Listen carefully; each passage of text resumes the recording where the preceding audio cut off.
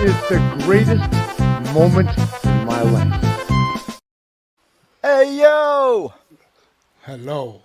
How we doing, Magsy? We good? Yeah, a bit chilly today, a bit cold, a bit nippy. Bit nippy out, mate. Bit Could nippy do with out, a bit of sun out. It's bloody glorious, isn't it? Oh, Magsy, what is your little temperature thingamajobby? What's it called? Thermometer. That's it. I forgot what a thermometer it's a was clock. called. Yep. It's a clock. Okay. Yeah. But So what temperature does your clock say? Well, 9:05. Now, for context, it is a clock, but it also does give you the temperature. It's now saying it's currently 31 degrees in this room. Why? Yeah, so it's quite warm, and that's at 9 o'clock. Today it's been like nearly 40 degrees. I mean, don't get me wrong. We shouldn't complain about the heat because we don't get it often. But bloody hell, this is hot. I mean, I've seen a lot of people complaining about it, and I do understand because the heat that you get on abroad is different to the heat you get in the UK. It's very muggy, very humid. It makes you feel more lethargic. So yeah, I can understand why people complain about it, but I love it. I love the heat. Yeah, see, Makes me sweat like a champ, though. Oh yeah, that's the thing with me, mate. I'm a big sweaty fat bloke, and I mean, it was at work. It was hot. Don't get me wrong, it was hot. But then I was lucky enough to have the wife pick me up from work today, so I stepped out into the car park to wait for her. And oh my god, I was dying. But at the same time, I was like, I quite like this. I don't think I could manage it for too long. You know, a few days is enough. You know, at this heat. If it's a smidge colder, all right, sound. At this heat, a couple of days is enough. You know.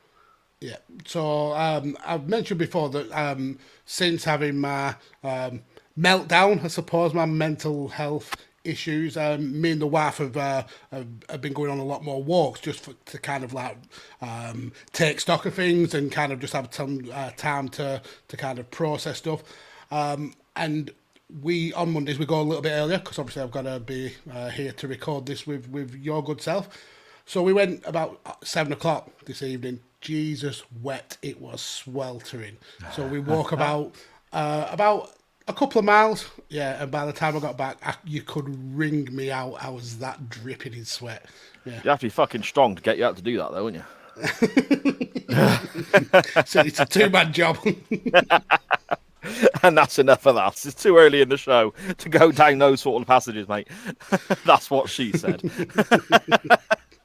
Good afternoon, good evening, good morning, wherever and whenever you may be listening or watching from. This is Chain Wrestling Live, the year anniversary, one whole year's worth of live shows with Mags and Sai, a Radio Techers production alongside SJP World Media. I am Sai, and with me as always is the Harlem Heat, to my horrible UK sticky humid heat that we're currently experiencing. The Big Popper Pump, to my dog-faced gremlin. Yep, that's right. I'm recycling the same intro that we used in episode 1. And I'm not even sorry. I'm just hot. I don't care. A podcaster who agreed to start this project way back when on the premise of it being just a 30-minute-a-week chat about one particular wrestling match. Jesus, wet. Remember those days? And that's how I kind of convinced him to get involved because he was a very, very busy man and weren't sure if he could fit it in. And it kind of snowballed from there. And it definitely is not a 30-minute chat about one wrestling match anymore. The podfather himself, Lord Mags. How are we doing, sir? I'm doing really well. I love the way you rammed heat with heat in that first bit of the intro, classy. And how much the tables have turned now. I'm just doing this one podcast, and you're the one who has more podcasts than any grown man should ever have. So it is true. Yeah, half an hour. Do you remember when we made that rule? Yeah, it would be short and sharp, and now we chat bollocks for 2 hours every Monday. I don't even think the first episode was half an hour. I think it was like 37 minutes. So we screwed it up straight from the off. Yeah, just rule breaks all the time. All the time. I'll put, hang on. Sorry, just getting a text message from my kid's school saying it's going to remain open tomorrow. Bastard. There we go. That is not fair. I don't like it. But never mind. What's going on in the chat, Magsy, on our year's worth of shows? Yeah, it's another packed chat. We absolutely love you all for spending your day with us. Steve-O dropped in pretty early. Can't be here to be with us live, but he certainly left us some messages saying that he will be listening on the audio version, and he's trying to find the episode where he discovered our podcast. He said we were talking about The Walking Dead, and he's got a feeling that the match is possibly a 2000 match, so it'll be interesting to find out which episode it actually was. Dan comes in trying to steal Sharon's thunder, saying it's Monday and I know what that means, and he fucked it up. So Sharon corrected him. It's Monday, you know what that means. Well done, Sharon. Brilliant. I'm glad Dan does know what it means, though, as well. It's good to know that he is aware of what it means. He doesn't care if anyone else knows. He's just, he knows. He's not saying, I know what it means and I'm not going to tell you, or you know what it means, I'm quite unsure. Connor from Connor Knows Soccer. Hello, sir. How are you? Good afternoon. Scottish Danny. Hello. Then we've got Dan Griffin again. It's the hottest chain wrestling of the year.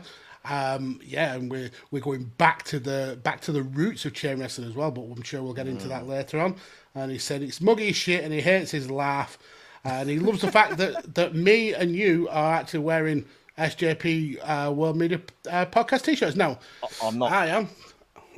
Look, I am got pimping myself. So, my t-shirt came earlier this week, so I thought I'd debut it on this show. And you know what? It's really, really good quality. Like, really, really good.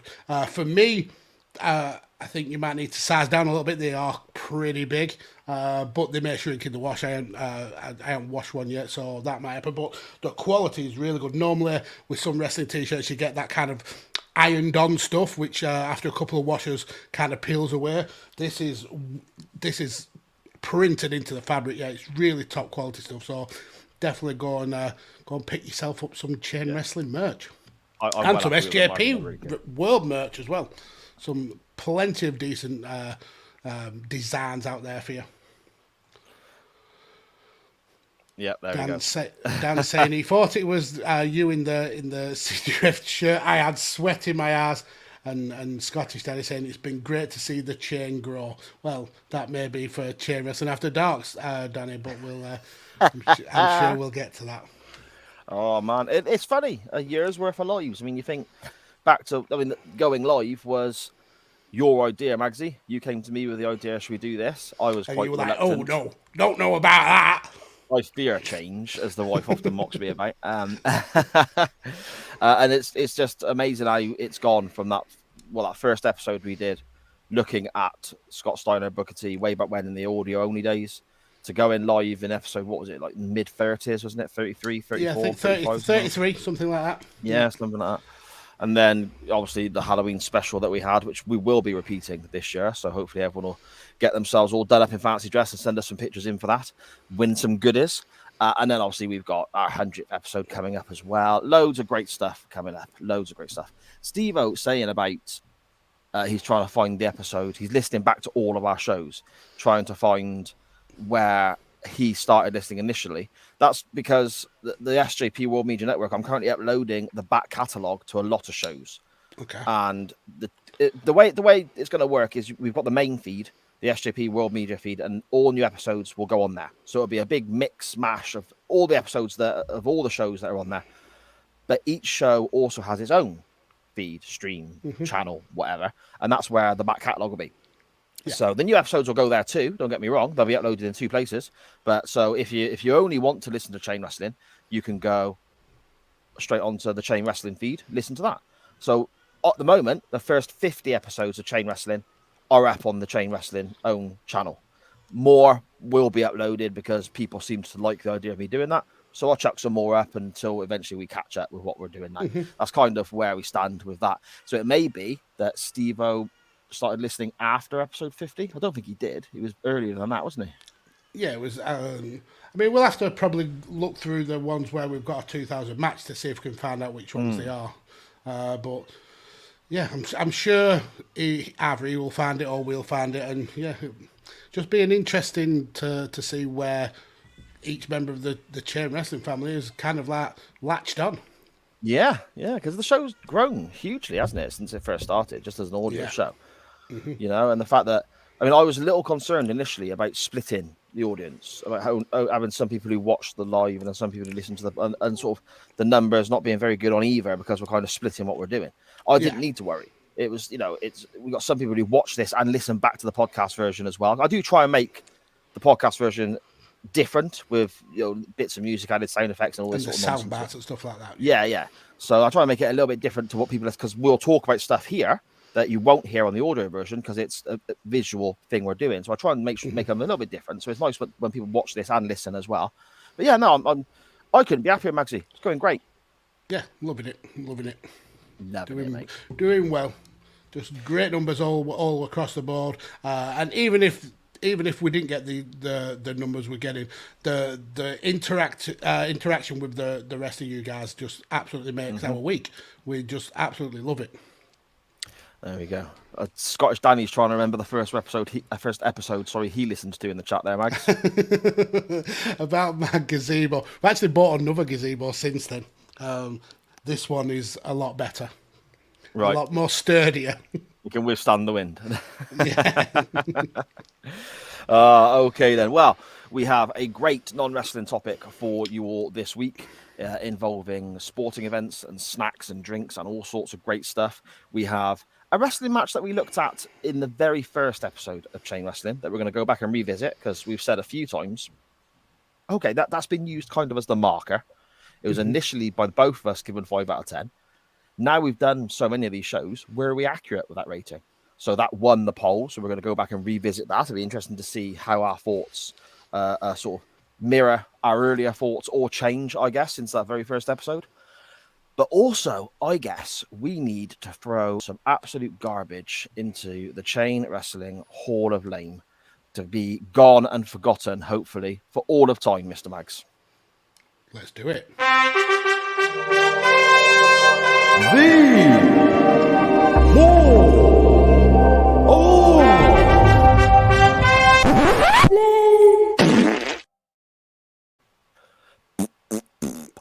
There we go. What you got for us there, mate?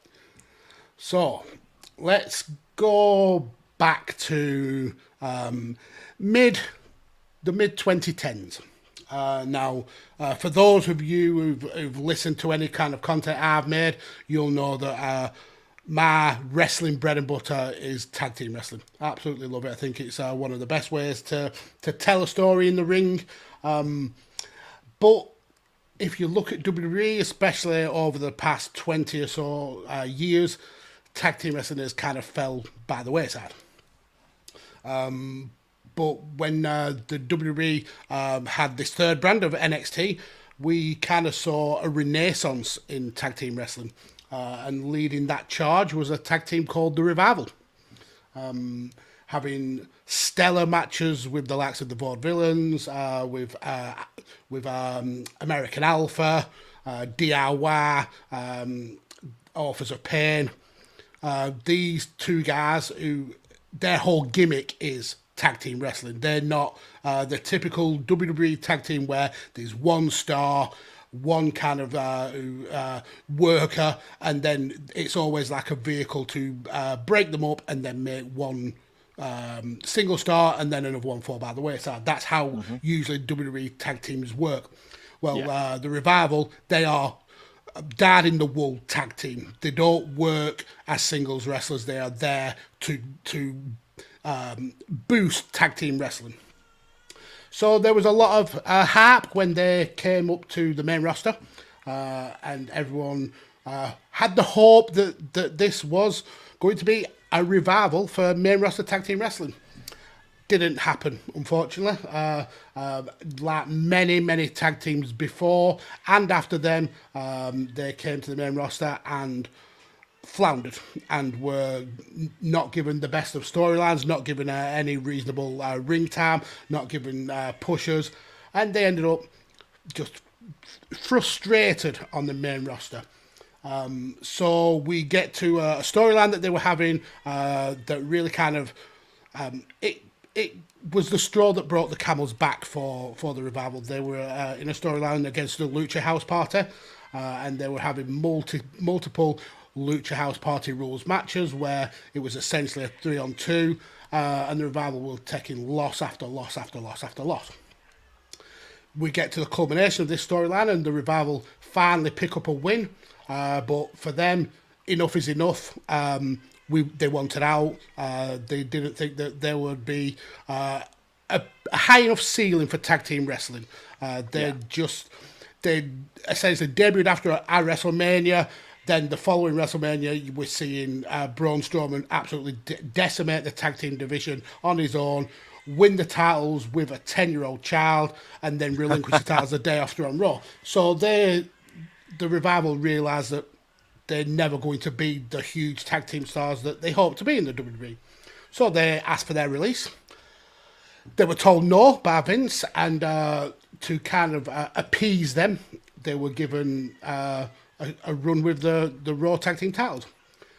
Didn't really satisfy the Revival. They still wanted out, so they were meant to drop those titles on the kickoff show of WrestleMania to Kurt Hawkins and Zack Ryder, which also broke Kurt Hawkins' 269 match losing streak. So kind of showed that this was Vince. But it shows that this is how petty Vince can get if he doesn't get his way. If someone tells him no, he throws his toys out the pram and he punishes the wrestlers. So they lost the titles. Then they were told again they weren't getting released, and they were just going to ride those contracts out. So they next went into a program with the Usos. And this is where WWE, and especially Vince McMahon's pettiness, really came out to show. Part of the storyline that they had with the Usos involved some backstage segments. One where they were shaving each other's backs in the showers, and the Usos were watching them. Then there was another where the Usos put Usi Hot or Arcee Hot in the ring gear of the Revival. So this kind of like we call it deep heat here in the UK, where you rub it on your skin and it heats up to help like with muscle strain. But obviously they put it on the ring gear, which meant it heats up their twig and berries. So heats up their ring gear. Exactly. And then we get a ridiculous skit in the ring where they're reacting to this DP inside their wrestling trunks, and they are dancing around, stripping off the clothes because they're sweating, and then rubbing their arses on the ring canvas, kind of like a dog when it's got an itchy arsehole, like just essentially dragging themselves across the ring. It's ridiculous. So yet again, they were upset with this and asked for their releases again. Told no yet again. And when it got to the last few months of their contract, Vince kind of realised that they were not going to sign a new deal. They couldn't be bullied into signing a new deal. So he proposed a new gimmick for them. Now, people need to look up what Vince came up with for these two guys. It is beyond a joke. It's absolutely ridiculous. So they would have been dressed in multicoloured shorts with suspenders, with scarves, a cat in the hat style hat, do-rags, lipstick, glow sticks. It's ridiculous. Absolutely. Just taking a tag team of their caliber, and I haven't got a lot of love for the Revival. I think some of the things that they've done in the build up to going to AEW were a bit kind of shitty, taking the name of another tag team, knowing full well that that's kind of like a no-no in wrestling. But this would have been so embarrassing for the guys. Now they laughed at this to Vince, and I said, we will do it. We'll do it though, just to get through our contract. It didn't come off. They didn't end up having to wear these ridiculous costumes or run this ridiculous gimmick. but they were taken off TV for the rest of the time until a couple of months before the contracts were over. Vince actually let them go. They got released, and as soon as they could, they signed with AEW, and now we're getting the FTR or the Revival, how they want to portray tag team wrestling as something that isn't just an afterthought, but can be the main event of a show. And they're putting on some of the best matches of their careers, multiple 5-star matches. Again, it looks like they're having the time of their life in the world of wrestling now. So my entry for this week's Hall of Fame is the final days of the Revival in the WWE. Oh, yeah, man. I've seen those images. If I can find them as well, I'll chuck them up on the Chain Wrestling Twitter account. Those images of what creative or wardrobe or however they word it came up with, the ring gear and so on that you just described. It is atrocious, isn't it? And you can't. And Vince is there saying, I don't understand why they won't sign a new contract. Surely it's fairly obvious. Yeah. Because the way they were treated for so long, you know? I mean, I don't think it helps with them that they are both, less than 5'10", and aren't exactly chiseled out of stone, you know, whatever. I don't think that helps when it comes to the WWE and Vince McMahon. However, I'm a big fan of tag team wrestling, and as everyone is fully aware, I'm a big fan of the old Territory days and Jim Crockett Promotions and so on. These guys are one of my favourite tag teams at the moment, and I genuinely think they are one of the best in the world. I think they are incredible because they wrestle in a way that I want to see wrestling done. It's wrestling. You can have 67 backflips, but it don't mean shit if you're missing your spots or whatever. This looks like it's wrestling. It looks like a legit fight. So that's the way I want to see it done. I love FTR. So if this genius promoter Vince McMahon couldn't find a role for them, how foolish. Oh, there it is on screen. Look at this. Oh, it's beautiful. The bow ties and the lipstick sell it for me. Yeah, so I might actually start wearing some of this stuff, especially the hat. I want to see you with a massive Shatter Machine clock. Shatter Machine clock, yeah. That finishes off the look, doesn't it? What are they thinking, these people? It was clearly to embarrass them on the way out, to maybe take away credibility for one of the best tag teams in the world, so AEW don't get to capitalise on it. But yeah, ridiculous. Absolutely insane. Oh dear. Magsy, I'm going to go back a little bit further, and I'm going to surprise a few people now with the name I'm going to put forward.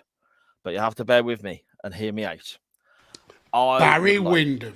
Oh, no, it's not. And that will never come from my lips, I'll tell you that now. I would like to look at a little run that happened in the summer of 1993. And how again, McMahon, who is supposedly this genius booker, just sometimes gets it so wrong. Don't get me wrong, sometimes he gets it so right. I mean, the guy is... It doesn't matter what people say about him now with all the scandals and so on. He is the only truly successful wrestling booker in the history of the sport. Everyone else has either gone out of the business or gone out of business. And he is still there making money and making more money than ever. So to me, the wrestling business is just that. It's a wrestling business. Doesn't matter what you think of the guy. He is the most successful wrestling booker of all time. However, sometimes he gets it a little bit wrong. Now, picture the scene. It's the 4th of July. We're on a big aircraft carrier and people are trying to body slam Yokozuna. Now, I'm going to come to how we remember things in a moment, but lots of people try, lots of people fail. NFL players try. Crush, Hacksaw Jim Duggan was there, of course, which is fantastic to see to some. Macho Man Randy Savage was there having a go as well. Nobody could body slam Yokozuna. Oh dear, oh my goodness. Japan are going to destroy the world or some flaming ignorant racism nonsense from Vince McMahon again. USA and all that. And then a helicopter comes into view, lands, and here comes Lex Luger in all his narcissist glory, looking incredibly tanned, with these tight pair of jeans on, striding away, which must cut into him and hurt him a little bit. Let's be honest to how he was striding. But anyway, this glorious mullet blowing in the wind behind him. Now, he gets a few cheers because he's turned up to have a go, and he body slams Yokozuna and instantly becomes a babyface. And Vince McMahon thinks, I've got the next Hulk Hogan. I've got the next Hulk Hogan. This is my guy. I'm going to push him to the moon. Spends an absolute bloody fortune on this bus that they named the Lex Express, where Luger was going to build up support for his match at SummerSlam for the WWF World Title. Now, the Lex Express drove all over the country, visiting shopping malls and local monuments and all this sort of stuff. Apparently, behind the scenes, Luger was typical Luger and wasn't overly friendly with some of the people that he met. Didn't particularly want to be doing this.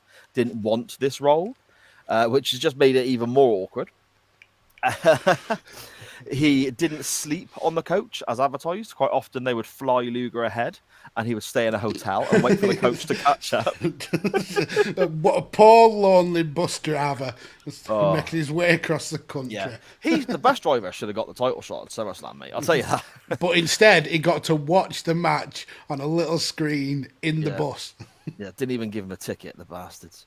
Luger then arrived at SummerSlam. I mean, bear in mind, this whole time this is going on, you've got Bret the Hitman Hart, who in 1993, mid-93, as you can see by going back and watching King of the Ring 93, was well on his way to being one of the best in-ring performers in the world. This guy was so good.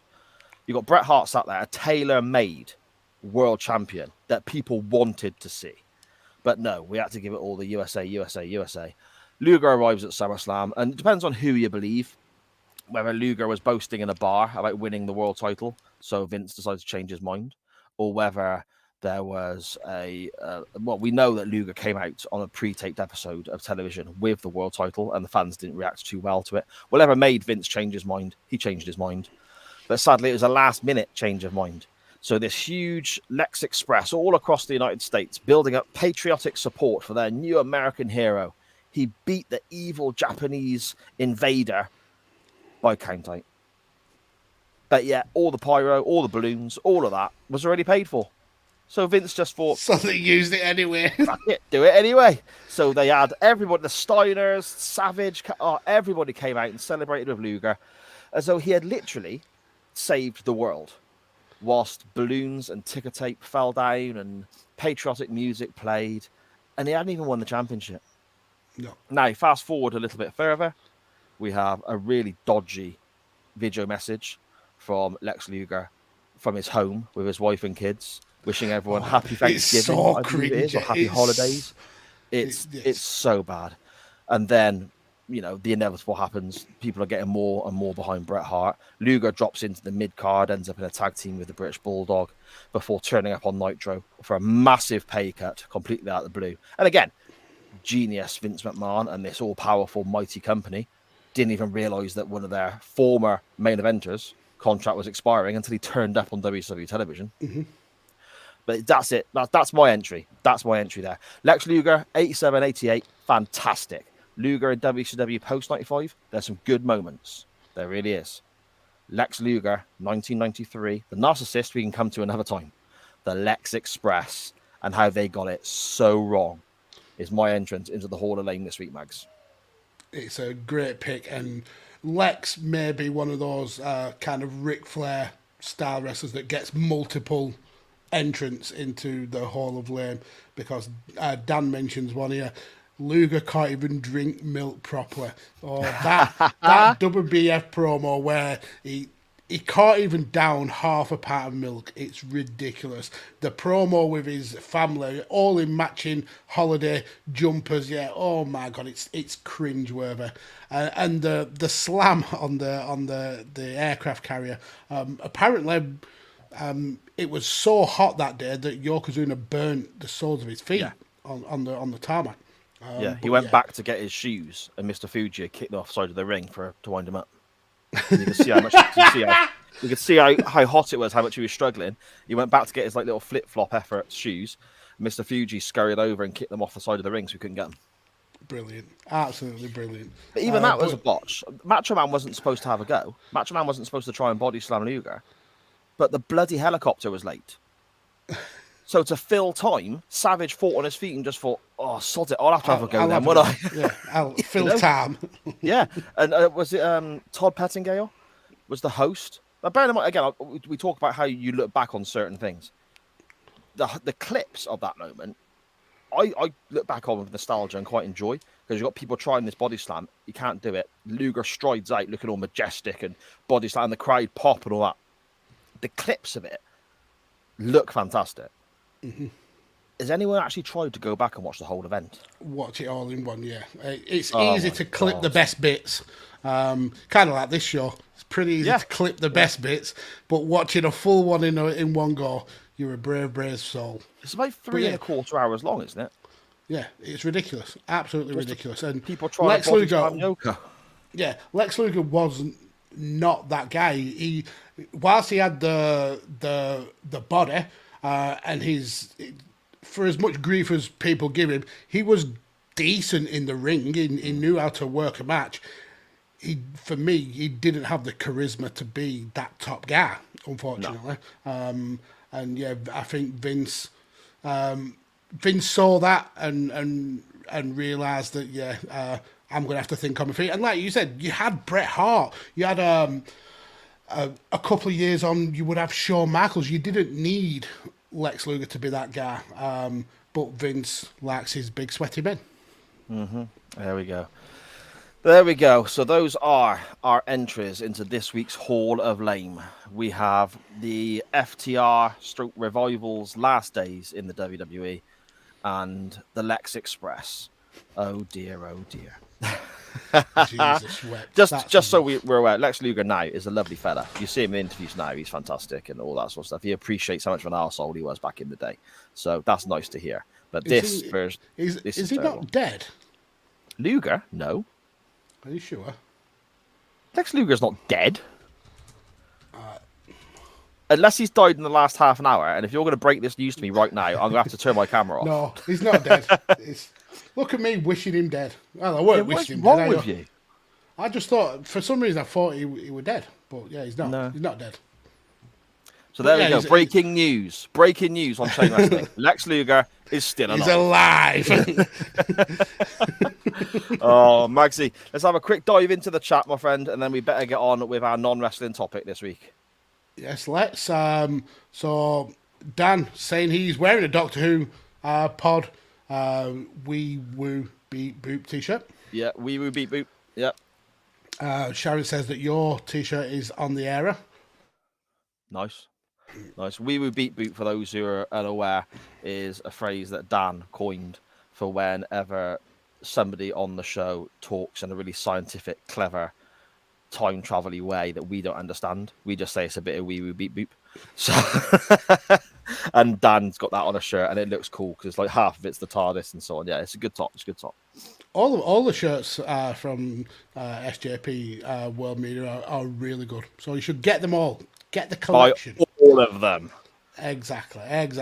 Dan's also saying the Gazebo pod. Yeah, a 52-week podcast on how to construct and watch a gazebo dismantle. Yeah. Connor, one of our favourite podcasts since the live shows began. Oh, thank you very much, Connor. We massively appreciate that. Yeah, that's very kind. Thank you.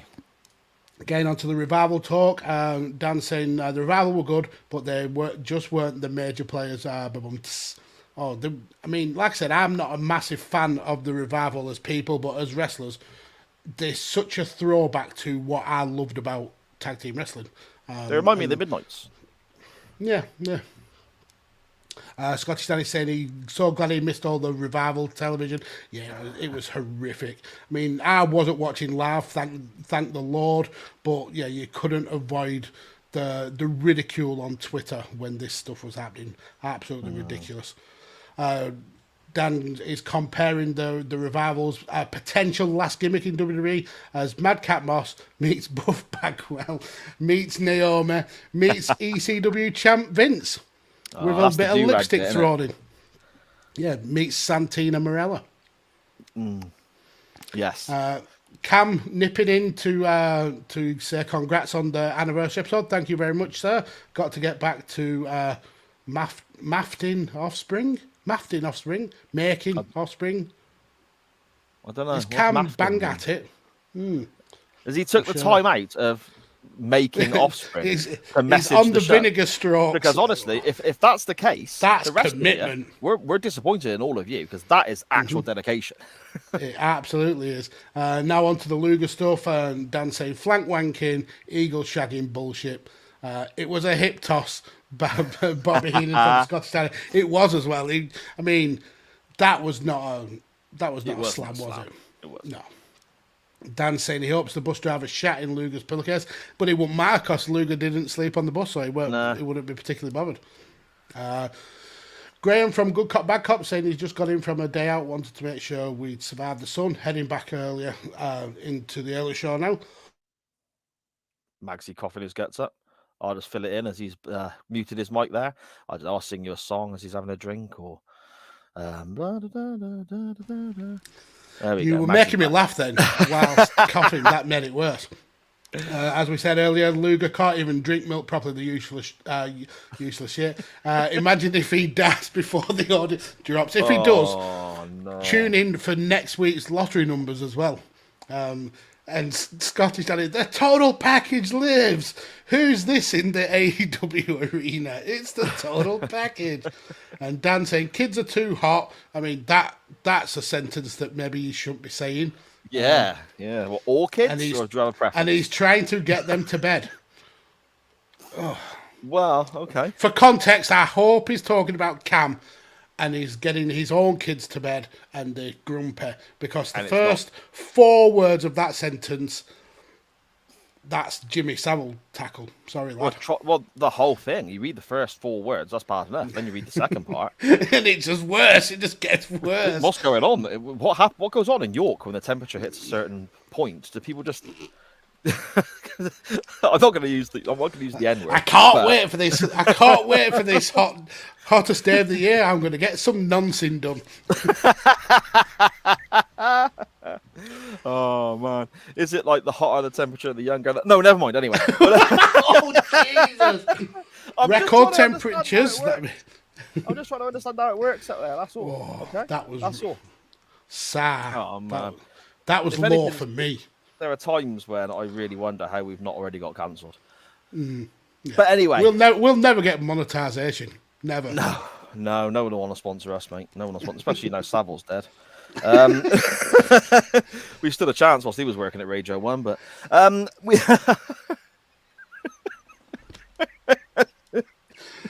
Oh, Jesus. Dan Griffin in the chat there. 40 degrees Celsius. It's 7 o'clock. Oh, my God. Let's move on. Now then. Let's move on before we just get cancelled altogether. Our non-wrestling topic this week. We decided we're going to have a little look at people's snacking habits, but not just, a bag of crisps here and there. Oh, don't. We said that. I wasn't even going down the nonce road this time. Saying we said that whilst we look like someone who snack permanently all the time. Yeah, totally. I get what you mean. But you were going to take it lowbrow again. So I'm trying to raise the quality. I was laughing at something I heard earlier on. Oh, dear. My kids, if they're still watching this, are just going, oh, Dad, stop it. But not just your kids, other people's kids as well. Oh, my, yeah. Jesus. I'm glad we made it to a year. Anyway, this will be the last episode. Here's for year 2. Yes, this week's non-wrestling topic is about your snacking habits, what drinks you like, and so on for certain events. Whether that is if you have a movie night, or you go to the cinema, or whatever, or you go to a sports event, or what started off in my head was snacks that we get in for when we stay up and watch a wrestling pay-per-view here in the UK, because a lot of them are obviously on through the night, so it's a little bit different for us than it is some of our United States listeners and people elsewhere. So yeah, we had some really interesting comments. I'm going to start on WhatsApp, Magsy, before we jump across to Twitter, and we will start with my 2 girls, actually, my 2 youngest girls. Charlie says she'd normally have just a Coke or something similar.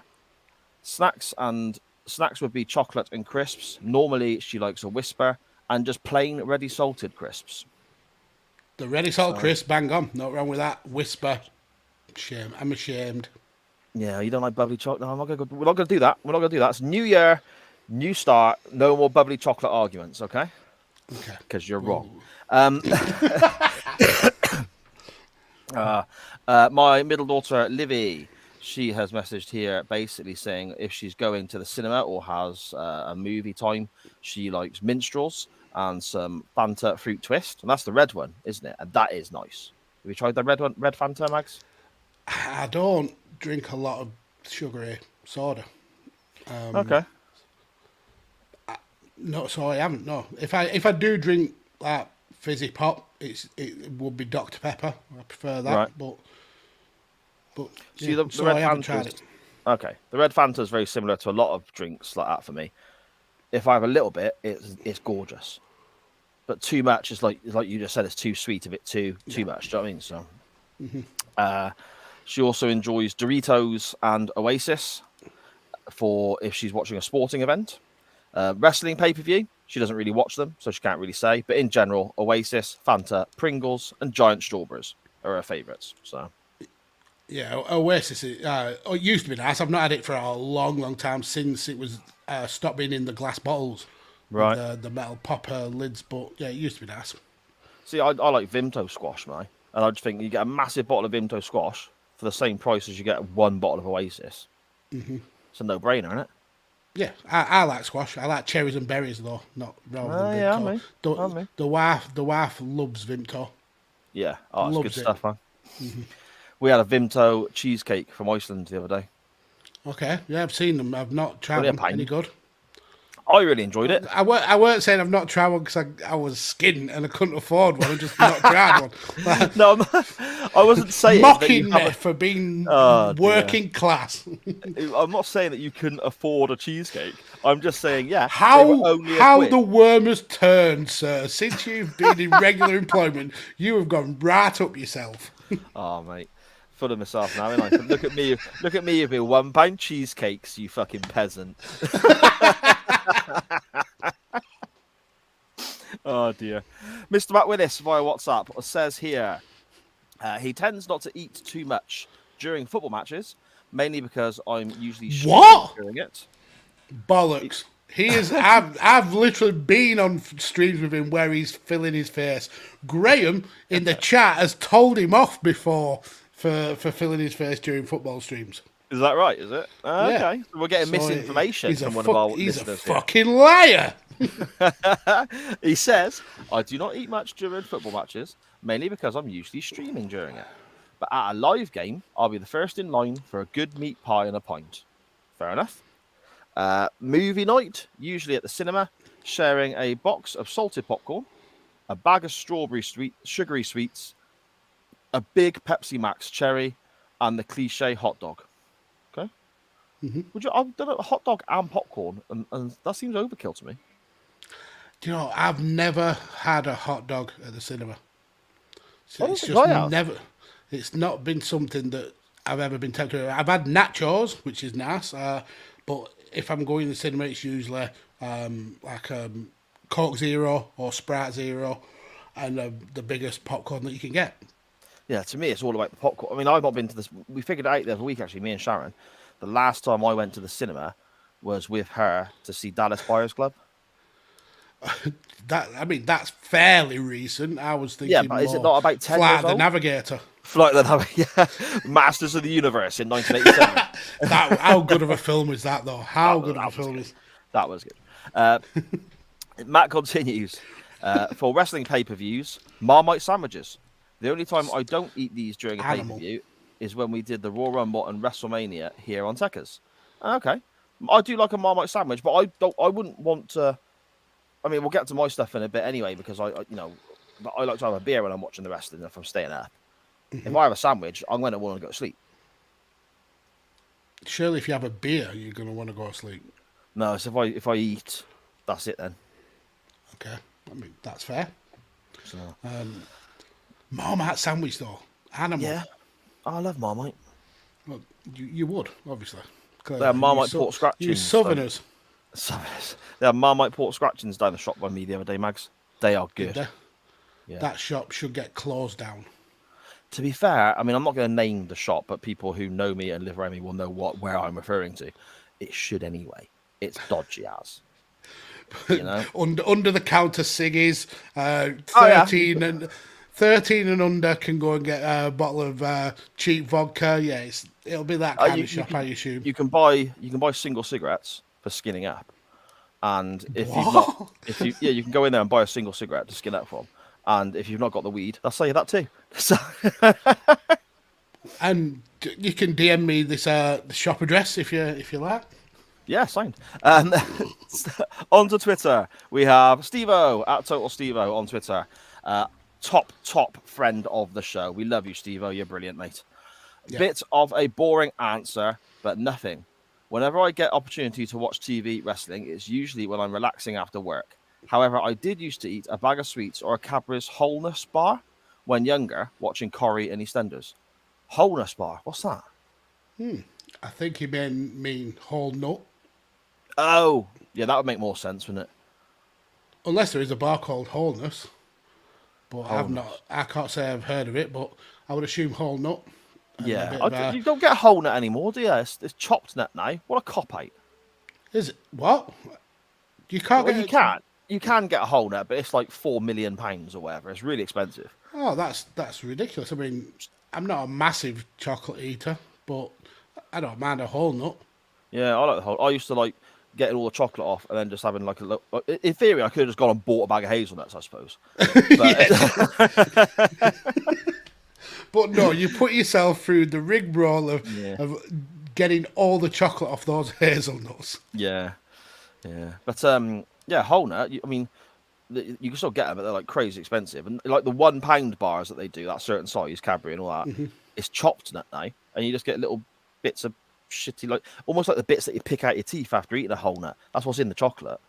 Oh, that sounds really disappointing. It's crap, mate. It's crap. But there we go. We have here James at 80s and 90s Wrestling on Twitter. He says, double layered cheesy nachos with jalapenos and chili sauce for a film night and a pay-per-view. Okay. Sounds At the delicious. football, I always grab a pork cob with applesauce, onions, and gravy. Pork cob. So cob means a sandwich, like a bread roll. Okay, right. Always have a beer or six at sporting events. Oh, and scratchings. Or a beer or six. Yeah, beer or six. Grab a bag of scratchings for £1, win at the football. Try the Marmite ones. Oh, yeah. I reckon they go well with ale as well. Try the ghost pepper pork scratchings. They are. I haven't heard of these. They are delicious. Oh, why? I've not heard. I'm going to look those up. Spicy. Whew, very spicy, but good. Oh, I'm going to have to make the same apology today that I did last week with regards to how much I'm sweating. I've got something here to just literally wipe the sweat from it because it's going in my eyes and it stings like a bitch where I'm so sweaty, and I keep touching my microphone. So apologies if that happens. If I don't remember to mute my mic before I do this and I knock my mic, I apologise. But there we go. Nachos, jalapenos, and chili sauce for a film night or a pay-per-view. Sounds good. Yeah, it sounds fantastic, but that's Indigestion City, isn't it, surely? Well, I suppose if you've prepped yourself, if you've eaten spicy food for a long time, it will barely touch the sides. Yeah, okay, I suppose. I mean, Connor, jalapenos are they're the lightweight chilies, though, aren't they? I don't know, man. Sometimes I buy a jar of jalapenos and I'm like, fucking hell, that's hot. And then I get another jar and it's not the same. I mean, I put jalapenos in pretty much everything. When I go to Subways, it's always jalapenos on any sandwich. Oh yeah. I do the same. When I have my toasty every day, when I get in from work, because I do eat a toasty every day when I get in from work because I love it. I always have the dream. The dream. Honestly, that little half an hour, 45-minute window when I get in from work and Shah goes off to pick the kids up and I'm sat there with my cup of tea, my toasty, and Sky Sports News on, that's fantastic. Going off topic, me and the wife this week have been making our own butter. Okay. I mean, don't get me wrong, there is a joke there, which I'm going to leave well alone, so tread carefully where you go from here on. No, actual like spreadable butter, what you put on your toast or if you're buttering your toasty with. We've been making our own. Bloody hell. Okay. Isn't that just leaving milk to go off though? No, that's No, that's yogurt. clearly yogurt or cheese. No, Yeah, it's just that's right. You got to it's churn the so butter, easy aren't to you? do. It actually stems from the fact that Lurpak is like £7 for a tub now. So Right. we thought we'd have a go at making it ourselves, and we can. It's easy. It's just literally double cream, whipped until the butter like sticks together and the buttermilk separates. I was about to say, I want you to send me a tub of your butter, but now I'm thinking I want to word that a little bit different. Make your own butter, sir. You're not having any of my butter. It's for me. It's for me, me only. Oh dear. Connor knows soccer at Connor knows footy on Twitter.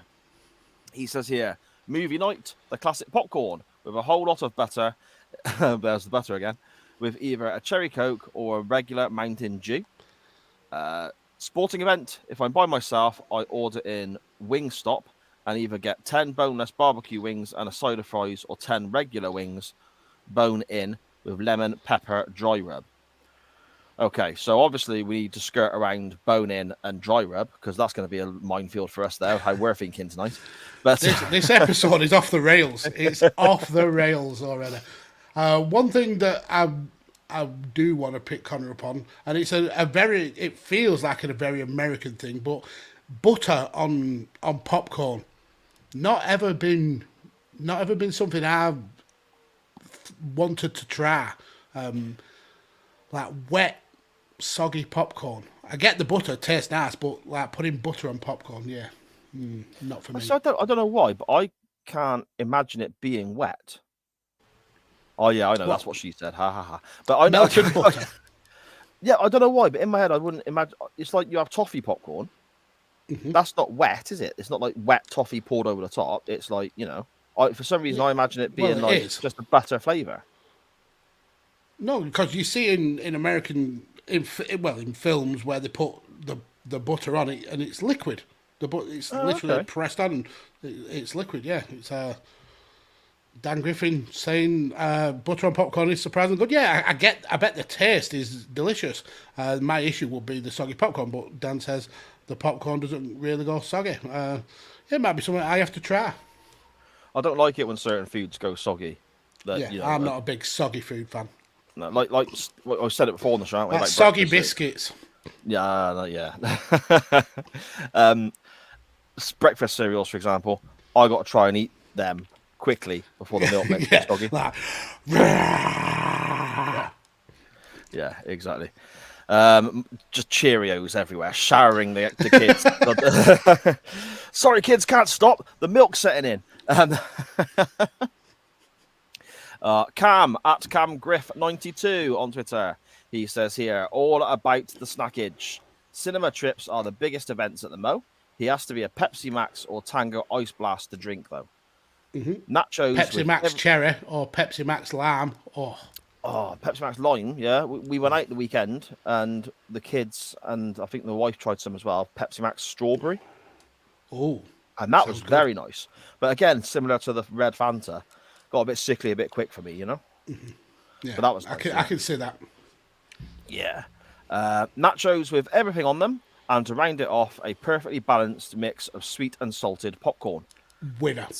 That's Same the winner. drink with any Haribo sweet for other events. Okay. Sweet and salted mixed together popcorn. Yeah. That's the winner. Is it? Sweet, yeah, sweet and salted popcorn is the best popcorn. By See, a I like long, sweet long way. popcorn. I like salted popcorn. But I would rather have two separate so I know what I'm getting than mix them up. No, they don't get half a bag of sweet popcorn, half a bag of salted popcorn, mix them up and like it's lucky dip.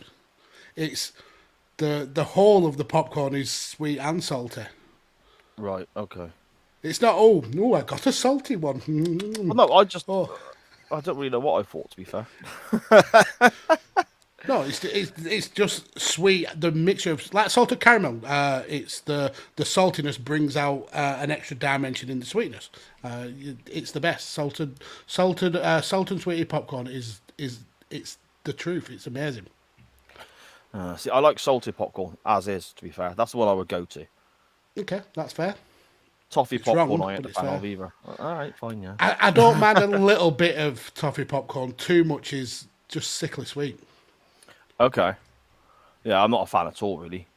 I like the Okay. salted one, then the sweet one, but I don't know about all this mixing stuff up. That's all a bit newfangled, isn't it? Like, It's a not. change. It's not mixed up. They, they are sweet and salty at the same time. Well, that's just weird, isn't it? Why would any? It's like you get Just try tangy. it. Listen, It's like I you get know tangy you are sweet. Why adverse do you to want tangy? change. What do you want tangy sour sweets for? They're supposed to be sweets. It makes no sense. Just try it. I'm probably not going to. No, I know. Chris Bellis at Real Chris Bellis on Twitter. He says it depends. If the kids fancy a movie day, we go all in with similar cinema style snacks, mostly nachos for him and homemade popcorn for them. I tend to watch the pay-per-views the day after, so usually cereal and enough coffee to keep an elephant perky. I suppose, and that's what we didn't really think of, I guess, isn't it? How people have different habits depending on when they're watching the shows. Yeah. If I stay up for a pay-per-view, I'll have a few beers. If I don't stay up for a pay-per-view and watch it on, let's say, the Monday afternoon, I mean, that's toasty time. So I'm having a toasty and a cup of tea. So No, nothing wrong with that. If depending on what time you're watching it, you fill your face with whatever you like. there you go. Look.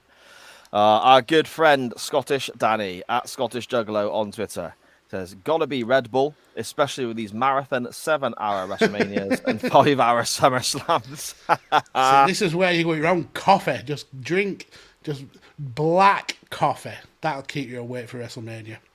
Oh, see, I don't like coffee, so And I for don't me. particularly like Red Bull, so that's not for me. no, I don't mind some energy drinks. I like the sort of mango ones and stuff like that. I don't mind Monster Zero Sugar White one. Oh yeah, Is it the white one? That's nice. yeah, that's good. Yeah, I don't mind that either. But it's got to be absolutely ice cold if it's Yeah, if it's warm in any freezing way. cold. Yeah. Yes, Dan Griffin at Dan Griffin 21. He says here, soft drink for all occasions, Pepsi Max. Alcoholic drink for all occasions, beer. Fair enough. Such a wide gamut. Yeah. Snack for cinema, salted or buttered popcorn. Haribo Tang Fastics or chocolate raisins. Chocolate raisins? Right. No, mate. The wrong Haribo. The wrong Haribo for a kickoff, but What Haribo would you have then, Mags? pinballs. I get a bit too much. I mean, my teeth go funny after a while. Or blocks. Or Haribo blocks. I like the blue bag. Or the Star Mix. Yeah, there's another one that's red. Okay. Super Mix. Oh yeah, super. I think it's Super Mix. Yeah. I like the Super Mix. I don't know why I said there's a blue one. I like the red one. I should have just said I like the red one. Yeah. But it's in case people couldn't tell the difference between the blue one and the red one. Yeah. I don't quite know why I did that. Dan also says halftime at the football, Bovril and a steak pie. Crisps for any situation, Pringles, sour cream, or knickknacks, any flavour. I do like a knickknack, That's good stuff. Purple knickknacks are the best. I used to like the cream and cheesy one as well, but they stopped doing them for some reason.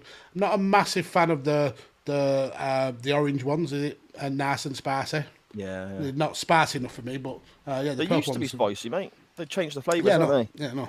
The purple one, they're the scampi and lemon one they used to do. It's more just lemon now. There's no taste of scampi there. Yeah, it's a shame, mate. It's a shame. Dan's partner in crime at UTT Rob on Twitter. He simply just says beer, and then said, "And if you want beer, use promo code UTT Podcast 15 to get 15% off at Tartarus Beers." Is that what I said that right? Tartarus Beers. Tartarus beers, yeah.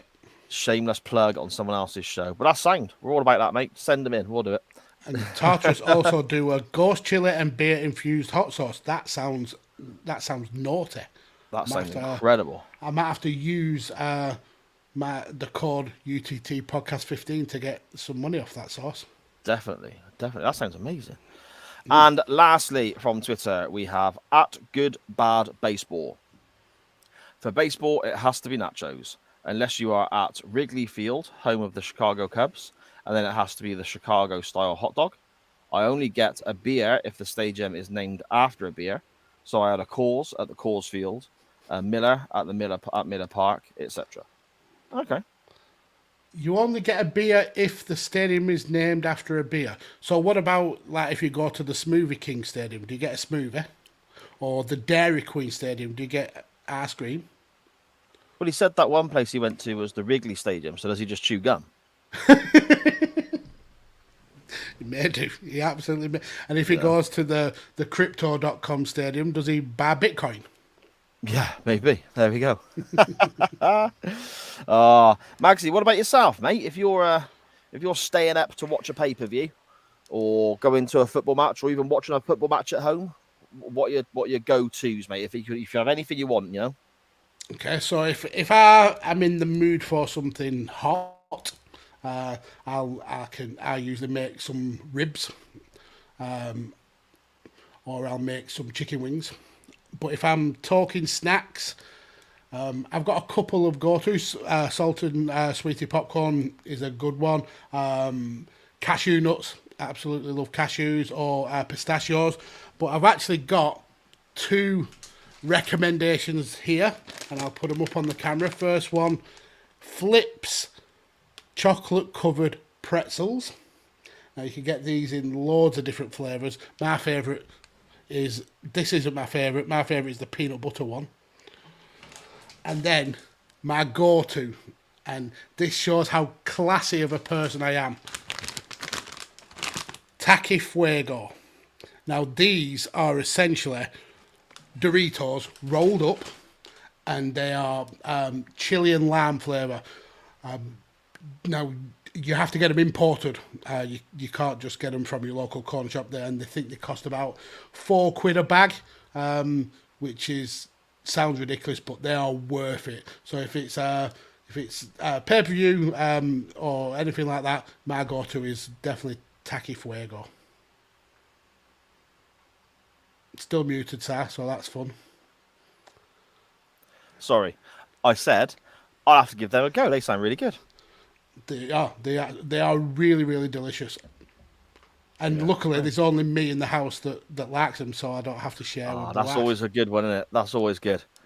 You know, that's always good. I like it when I like something that nobody else does. Do you know what I mean? Like for a little while, white chocolate. Nobody else knows like white chocolate. One of the kids has started enjoying it now, so I'm going to have to find something else. Like, fuck. Yeah. Now I'm going to have to share. Nobody else likes Marmite, so I'm all right with that. Well, I don't like Marmite, so you definitely don't have to share that with me. Well, it's a bit of a long way to go halves on a sandwich, isn't it? Burnley to Gloucester, do you know what I mean? But there we go. For me, mate, if I'm staying out and watching a pay-per-view, I like to have a beer. I can't eat too much, though, because if I start snacking, I won't stop snacking, and I'll fall asleep. So I oddly went through this period of buying a bag of Bombay Mix. And always the last hour or so, just smashing through a bag of Bombay Mix. I don't mind Bombay Mix. It's not a go-to, but if there's some available, I'll nibble on some. But yeah, it's nice. I suppose it's nice because I'm hammered as well. You know, my wife in the chat there, keep your fucking Marmite. Yeah, I will do. I will do. Don't you worry about that. In fact, that's all he's getting from now on. Yeah. Just Marmite. That's literally all I can keep because other stuff I put in the shelf, it just disappears. You know, we got ice cream, the ice pops, and all the frozen lollies and stuff, Magsy. Yeah, and the wife bought a handful of these slightly thicker ones that you snap in half, and you get two halves to it. Okay. Do you twist the middle? Yeah, you twist and snap them, and then you got Now I bloody love them, and there's loads of other stuff bought for the kids, and these were primarily bought for me. They vanished. I was like, where are my fucking snappers gone? Where are my ice snappers gone? And the wife was like, well, they weren't actually meant for you. I was like, they bloody were. They were mine. Same in this house. Anything frozen and sweet will get demolished unless it's vegan. So if I fancy some ice cream, I'll specifically get vegan ice cream or vegan magnums, things like that, because everybody else in the house can't stand vegan stuff.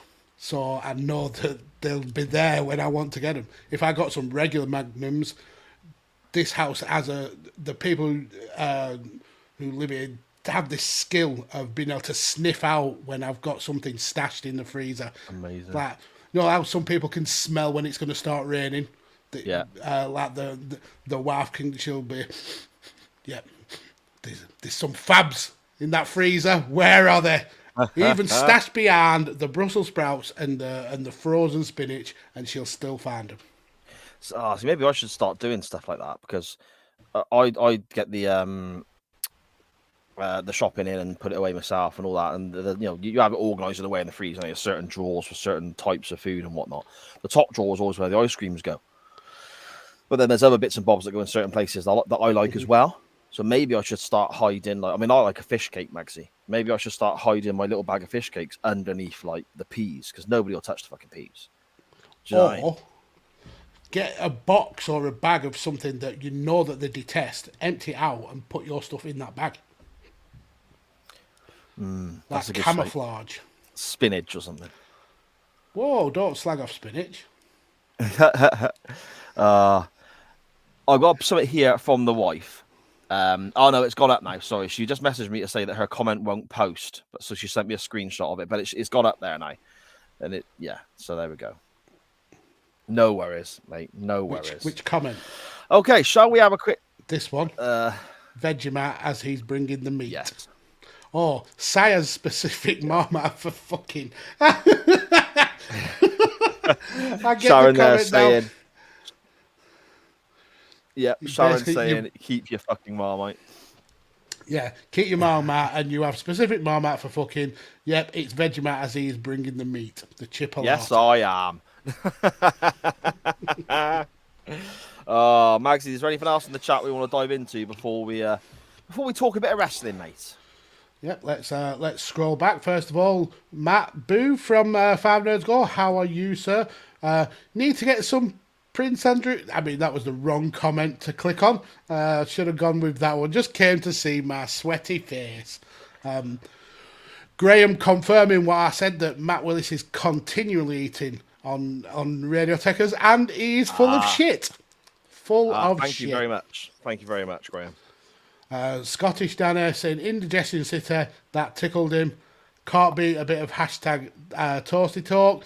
Then getting bullied because I made my own butter. Ridiculous, you absolute children. But I'm basting myself in this heat. My nut butter is $4.99 a tub. And hey, that's not a bad price though, mate. Depends how many times you can knock out hand churned man butter. Hand churned man. Jesus Christ. Then clarified butter and the popcorn isn't absorbent. Is it not? I'd say popcorn looks absorbent. Yeah, I thought so. Yeah, exactly. I'm going to start dipping it into stuff now and see what happens. Yeah, try it into Marmite. Try Marmite popcorn. I'll tell you what, I bet that'd be banging, you know? No, it was a joke. No, I reckon that'd be really good. Just dip the salted. It'd have to be the salted Marmite. No, not the salted Marmite. You don't get sweet Marmite. What the fuck am I on about? The salted popcorn. I mean, I bet that'd be lush. No, it wouldn't. Anyway, let's move on. Because that's disgusting. Soggy biscuits are apparently an acquired taste. Don't know what you mean, Dan. Don't know what you mean, sir. No. Dan, I don't really know what I thought is up there with I know words. Which you can get on a t-shirt. You can. I know words. Hashtag Chain Wrestling Live. Brilliant stuff. Matt saying Haribo marshmallows are better than Haribo Tang Fastics. No. Anymore. I mean, I don't mind marshmallows, but they are lower tier on the sweets, aren't they? Really. Haribo marshmallows aren't like I remember marshmallows being when I was a kid either. They don't taste the same. Well, what do they taste of? Marshmallows. Well, they taste. No, yeah, they taste like marshmallows, but not as good as other marshmallows. Okay. So marshmallows used to be really powdery as well, didn't it? Yeah. And I think the Haribo it's not powder though. It's like icing sugar in it. Yeah, but you don't get that on the Haribo ones. I don't know, but I want my white powder, damn it. Jesus, I'll have to get your mate Harry in then for that. Dan asking what the fuck are Haribo blocks. So Haribo blocks are they're essentially the toffees from Haribo, like strips or the pinballs in a block. You get 5 mini blocks in one big block, and yeah, they're just like a chew, just like a Haribo flavoured chew. Nice. And he's saying Haribo sour sparks are a new favourite. Not tried them. Not a massive sour sweets fan. The wife always tries to trick me into eating sour sweets because she knows I'll pull a horrible cringy face. The name says it all. Sweets. Why they shouldn't be sour?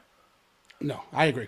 Anything sour is ridiculous. Dan, this is Graham saying, Dan, did you see the article from Lad Bible saying men under 40 shouldn't have more than a shot glass of beer a day, study finds? That's a fucking ridiculous study.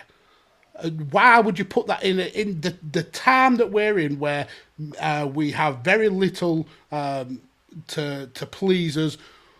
We've been ravaged by COVID. We've been locked in our houses for months. Why take beer away from us, Lad Bible, you fucking pricks? I'm going to fight against Lad Bible there and just carry on drinking as I want. Yeah. I'm not going to let Lad Bible dictate to me. No, sir. No, sir. You're not my mom, Lad Bible. Oh, there we go then. Thank you so much to everybody in the chat, on Twitter, via WhatsApp, whatever, getting in touch with the show for our non-wrestling topic. We say it every week, but we genuinely mean it. This show does not work without you. Also, on the topic of shows, today via SJP World Media, there's an episode of In the Corner with Benny Mac that has come out, and he's ranking his top 5 favourite WWE title belts, and also the first episode of regularly scheduled hostilities has come out from Josh, Yvonne, and Chuck in the States. I say the first episode is actually episode 139, but it's episode number 1 with us. And it's their look back on the Money in the Bank pay-per-view that WWE recently held. And we're going to be putting their show out on a weekly basis now. And it's a general look at wrestling week by week from people in the States, I guess. So I'm hoping it'll give us a different viewpoint, a different set of opinions to some of the people this side of the pond, so to speak. So go and check those shows out on the SJP World Media main feed. Easiest way of finding that is to just search SJP World Media on wherever all your podcasts are played or hosted, or by going to the social medias, and you'll find links in there as well, mate. There we go. Mm-hmm. Yeah, just so much great content on the network. You would be a fool to not have this network on your podcast feed of choice. So yeah, go and dive in. Exactly, bud. Exactly. Speaking of people talking wrestling, I mean, we should probably do a bit of that. Okay then. Let's get ready to rumble!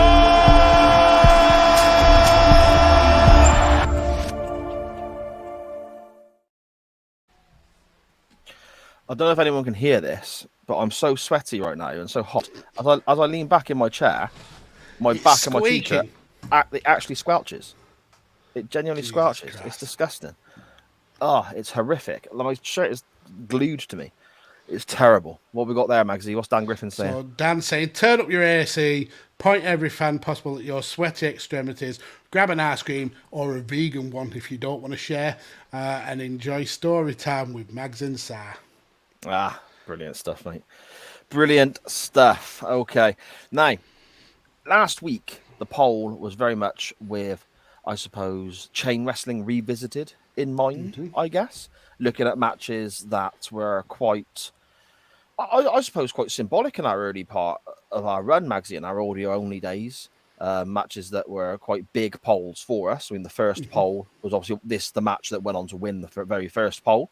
The other one being the Sergeant Slaughter Hulk Hogan match that was also a big part of our early audio-only episodes with the jokes that we ran with that and so on. Well, that you ran with. That I ran, yeah. And I ran it into the ground, mate. I destroyed that gimmick. Milked it.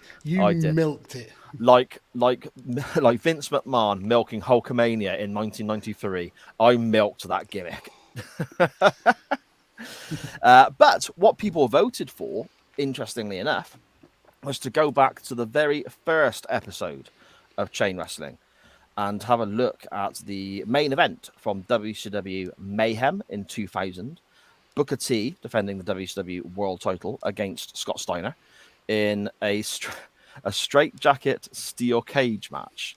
Now, this has obviously been reissued out via Radio Tech as a while back, and also it's on SJP World Media as part of the 50 episodes that we uploaded as part of Chain Wrestling Revisited last week.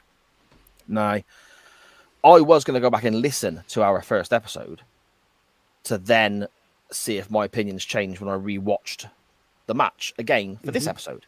In the end, though, I decided not to. I thought I'm going to watch it because it's the first time I've seen this since episode 1 of Chain Wrestling. Yeah. So I thought I could watch this, we'll review it again, and then I'll listen to the show tomorrow, and maybe we can have a little comparison on another day as to how much our minds have changed, Magsy. Yeah. Or stayed the same. Perhaps. I'm sure we'll get into it. But I was along the kind of same mindset as you. Should I go and listen to my thoughts of the match from over a year ago, or should I watch it with fresh eyes and a fresh opinion and kind of have the past year or so of Chain Wrestling and the matches we watched to reclassify this match almost because this was the bar setter for the whole of the show. How does it stack up to some of the good, the bad, and the ugly wrestling that we've watched since? So I thought that it would be better to kind of keep that fresh and not kind of like influence myself with what we said 18 months or so ago, and look at it essentially through a fresh pair of eyes. Yeah, exactly. And you're right in saying that it was kind of like the bar. As I mentioned at the top of the show, we both gave this 5 out of 10. So my first thought, especially in the early couple of months of doing the show, was, is this better or worse than this match? So I go above 5 or below 5, and then I sort of get my ratings from there. Now, that's changed a little bit as the year has gone on, because other other matches are influencing my decisions now. But this was very much the very beginning of where I set my ratings to. So as you said, Max, very much the bar for what we were doing. Yeah. So I mean, like I said, first time I've watched it back since episode 1. Same for you, Magsy. Yes. Yeah, absolutely. This is not a match that you would go back to on a regular basis. Like, oh, I've got 15 minutes spare. What shall I watch? Let's bang on Mayhem 2000. Well, that's one thing actually that I was going to touch upon. This is a steel cage match, so obviously you've got that stipulation there, but you've got the added stipulation of the straitjacket as well, and then it's the world title, it's the main event. So the fact that it only goes 14 and a half minutes or whatever it may well be, bell to bell, doesn't seem like much. But then you look across the pay-per-view itself, this has got 12 or 13 matches on it. This is like WrestleMania 7 or WrestleMania 4 levels of just match after match after match after match. And the whole pay-per-view is less than 3 hours, which, I mean, it's shorter than a weekly Nitro for a pay-per-view. So these matches come thick and fast. I still think that this was one of the longer matches on the card as well. So it certainly got enough time. I mean, did people really want to see Scott Steiner in a 25-30 minute Broadway match? Probably not. And to kind of look at the straitjacket, we obviously mocked it in the first time we reviewed this. But if you go back through the storyline of why this is, it's because Scott Steiner had become wild. He'd become crazy. He'd got himself disqualified in the previous pay-per-view for the title, and he was out of control. So that's where the straitjacket kind of comes into play. So in terms of the storyline, it's a sensible move. In terms of the match, maybe not so much. Yeah, and also that doesn't make sense for me from a storytelling standpoint either. If Steiner has cost himself the world title in a previous event by getting himself disqualified by being out of control, why are they then giving him another opportunity as the Because heel? It doesn't make sense from a story he, standpoint. he came to the ring with a big long lead pipe, so he's kind of bullying his way into a title match. Okay. Okay, I see. Fair enough. Something that strikes me straight away, though, Magsy, is the entrances for this. We obviously have our good buddy Buffer there doing the ring entrances again for a vast sum of money, probably paid a lot more than some of the wrestlers were for that particular night's work. Steiner looks amazing here, coming to the ring, ripped as he is, and so on. And the whole package here, Steiner, looks incredible. The guy looks amazing. The bleach blonde hair, the beard, the lead pipe, Medeja as well with him. Medeja, yeah. The whole thing, as a group, this looks awesome. And Booker T, it always throws me when he comes out with short hair because we're so used to seeing him. By the time he gets into the WWF in 2001, so very, not too long after this at all, he's already got the start of his dreads. So seeing Booker T with short hair, it really throws me every single time. Yeah, with the fade as well. It's very young. Booker T looks so young compared to his later WWE career, and now on commentary, he's very aged, very wizened. But now this time he looks like a young, hungry wrestler. But yeah, it is quite jarring. Yeah, definitely. I mean, the match starts. It's very, I suppose, is a term we use quite often to describe certain passages of wrestling on this show.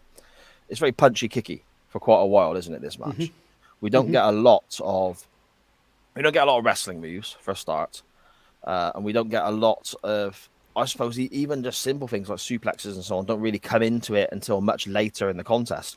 The first part is incredibly punchy, kicky, isn't it? Brawling on the outside. Steiner jumps Booker T whilst his introductions are still being made by Michael Buffer, who I think is in the ring. Yep. What kind of threw me about this match is that this was essentially a Hell in a Cell with the added stipulation of a straitjacket. But Medeja was in the cell as well. Yeah. It's coming from a predominantly WWE kind of background where the point of Hell in a Cell or cage matches was to keep the outside from getting involved, not to lock the outside in there with you. It was very weird. But WCW did a lot of it. I mean, the Hell in a Cell is a big special event here still in WWE. Nowadays, not so much. It's bloody stupid red color, and the fact it's got a pay-per-view that they have to sort of shoehorn storylines into that stipulation every year now. But back in 2000 and 2001 and a few years after, it was still a big deal, Hell in the Cell. WCW, they had cage matches, it seemed like every other week on Nitro and Thunder at around this time. And their cage always did have a roof on it, and it always did have the wider base as well. So they were effectively doing a Hell in the Cell all the bleeding time. I think there was a run with Nitro where the cage was hung above the ring just in case every single week. Yeah. Just keep it there just in case we want a cage match. Yeah, just in case, Russo or Bischoff or whoever changes their mind what they're doing halfway through a live broadcast, which used to happen. Yeah. Yes. I mean, again, very punchy, kicky. We do get the Scott Steiner elbow drop where he kisses the bicep, drops the elbow, and the referee gets to 1 and he rolls over and starts doing the press ups. I love that. I love that. It was awesome. So cocky. And he eyeballs Charles Robinson, the referee, whilst he's doing it as well. Like, look at me, little Nate. You can't do this. Oh, man. It sucks so bad that it went wrong for him in WWE when he came back.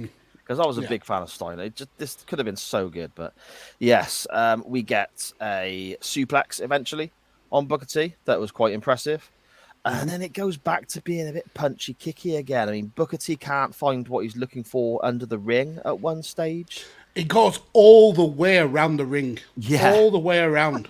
And then a little bit more when he's trying to make sure Madeja doesn't get involved. Yeah, that was. And I don't even know what he was looking for, because he goes to the ring under the ring later on for a chair, which we'll get to, and finds it straight away. So I don't get what he was actually looking for. No. So maybe that's why idea. it went.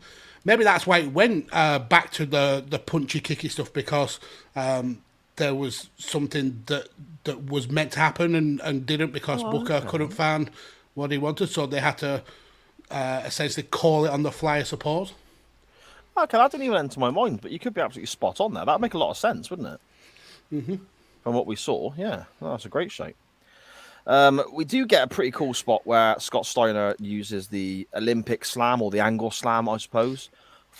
He stood on the middle, but Booker T comes off the top rope. That looked quite impressive. But then he follows it up with a fucking bear hug. Magsy, you know my thoughts on the bear hug. It's just like, oh, fucking hell. Or any momentum you got from that move from the top rope has now gone. Yeah. I mean, I'm not a massive fan of the bear hug. It's very much a like 60s, 70s style wrestling move. No really kind of place for it even in 2000 wrestling. And like I said, you lose all that momentum from the heavy hitting, essentially Samoan drop from the middle rope into a bear hug. Yeah, ridiculous. Yeah, makes no sense, mate. Makes no sense.